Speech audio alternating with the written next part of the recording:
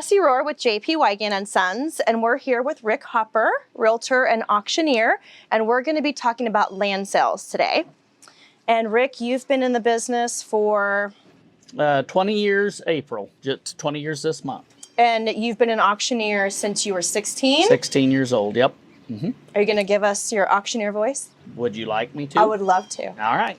25, but I get 30, but I get 35, but I get 40, 40, 45, but I so $50, put them on. Cassie Rohr, $45. Love it. Awesome. Okay, well, let's get going. What is the most common land use in Kansas, in your opinion? I would say the most common, not only in my opinion, but statistically, is agriculture, livestock usage, and also, cropland. So ag is the answer to that question. Very good. Okay, so in recent years, would you say that property values have appreciated or depreciated? Neither, in my opinion, and of course, a lot of it determined, recent years is 5 years, 10 years, what you consider recent. But I would say in the last, say 5 years, land prices have been, for the most part, stable. If anything, maybe slightly softer, just due to the economics in the farming industry. Okay, so spin off that, how does the ag market affect land values? Well, just like anything else, if the farmer has money in his pocket, he's going to buy land and improve and expand. And if he doesn't have money in his pocket, then he's going to be in a survival mode and just trying to, stay in business and pay his bills, basically. So do mineral rights affect land values as well? Yes, and now that, of course, absolutely it does. In certain areas, it affects them more than others. And in certain times, it affects them more than others. An example in Cali County, which is, we're right now in Sumner County, Belle Plaine, Kansas, but in Cali County, which is the next county east of here, the mineral rights affect the land value approximately, in my mind, roughly $200 an acre. And here in Sumner County, of recent, I would say it's more like maybe $300 to $400 per acre. Wow. But there was a time, Cassie, several years ago when we had a lot of mineral play, is what we call it, mineral play in the area. And there was lots of people buying mineral rights and leasing mineral rights here in Sumner County, obviously for oil production. And the mineral rights were valued at even up to like $1,000 an acre. So there were people giving $1,000 an acre just for the mineral rights, not the surface rights. Wow. So it's kind of interesting. In regards to land boundaries, is a survey always necessary? No, as a matter of fact, hardly ever do we have a survey done on ag property unless we're severing off a parcel or something like that. Typically, it's legally described already. In a lot of cases, there's already fences or the boundaries are kind of understood. So the answer to that's no, hardly ever is there a survey completed unless there's a dispute of some sort. Sure, probably saves you a lot of time. Well, definitely a lot of time and also money. Yeah. Because they're fairly expensive. How much is a land survey? Oh, anywhere from, depending on the complexity of it, somewhere between $1,000 and $3,500. Oh, wow. Mm-hmm. So and the size of land, does that determine it as well? More, the cost of the survey is more determined by the time it takes the surveyors to find pins to shoot off of. Has nothing to do with size. It has more to do with how much time it takes them to find a pin. If they've already done a survey in the area, then they can locate that spot and shoot from that area to locate another spot, and then they move from there. So it's just like anything else. It's time. Yeah, makes total sense. Yep. Okay, so how do you know if there's building restrictions on particular parcels of land? Well, in a lot of cases, if we're unsure, a call to the county, obviously. Mm-hmm. In a lot of the ag areas, there are hardly any restrictions. Cali County, which again is the county just east of this one here. Ken and I work Sumner and Cali both, and Cali County has very few restrictions. As a matter of fact, the only restriction that I know of has to do with if you're wanting to build a house, you have to have at least 2 acres to Okay. put a septic tank on, at least 5 acres for a lagoon. But other than that, there's no restrictions per se. Sure. Okay, so tell me a little bit about the property taxes on land and what those look like.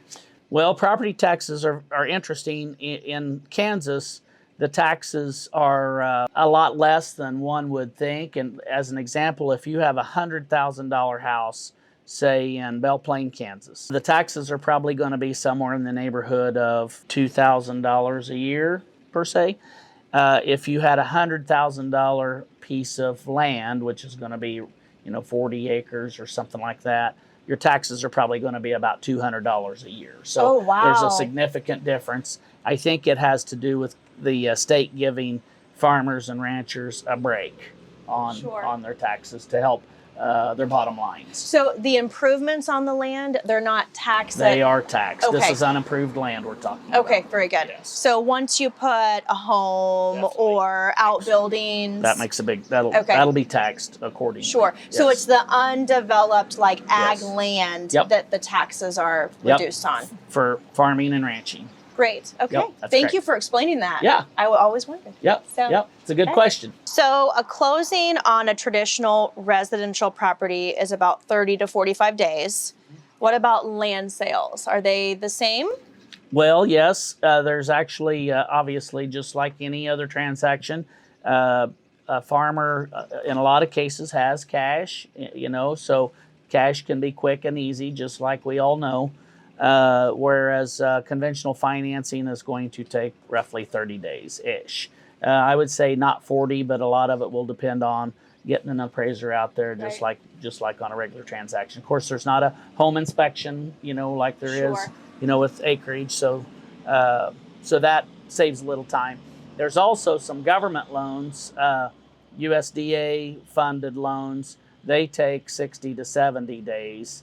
And I'm not sure exactly why we don't typically do that many, but they do take longer, about twice as long as the traditional financing. So it really does depend on the financing. That is correct, Okay. yes. And of course, there's various ag lending institutions out there, American Ag Credit and various different other institutions that loan money on ag stuff. So, yes.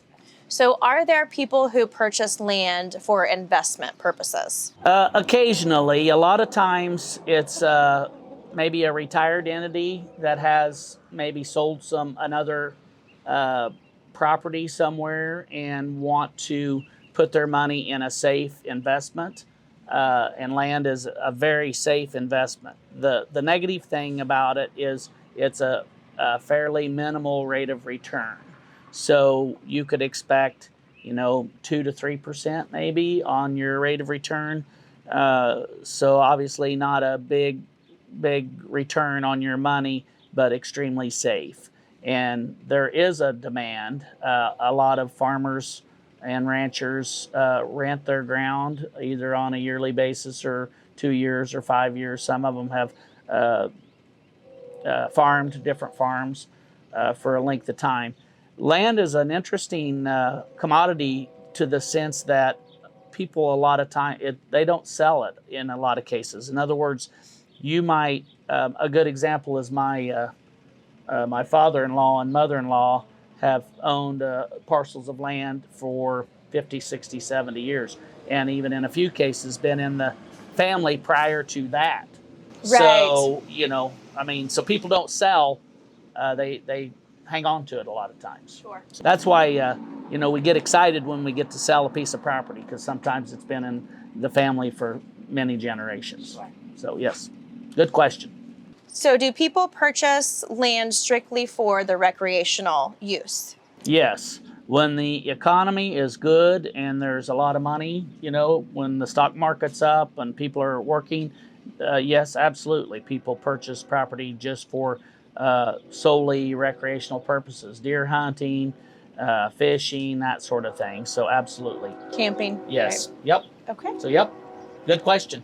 Thank you for watching this segment of In the Market, Land Sales with Rick Hopper, and we'll be back soon with another one.